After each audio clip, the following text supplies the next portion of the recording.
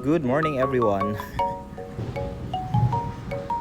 So papasok na ako ngayon ng trabaho na daanan ko to. Iyan, ganda niya. Yan, papasok na ako ng trabaho. Yung iba nagsa-summer vacation, kami may trabaho pa rin. Anyways, hindi kasi uso sa company yung holiday. Even Solal, Chusok, may pasok kami. Pero ayos naman kasi nagbibigay naman sila ng 15 days na yoncha every year. So yun na yung pinakabakasyon ko. Kaya umuwi talaga ako ng Pilipinas para makapagpahinga. So yan, tara. Mag-duty na tayo.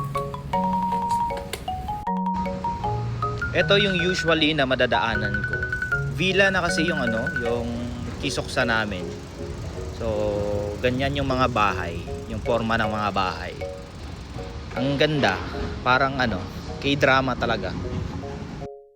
Ayan, dito na ako sa may highway.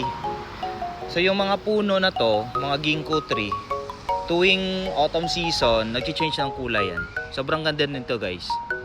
Nagiging yellow yung kulay niyan. Ayan.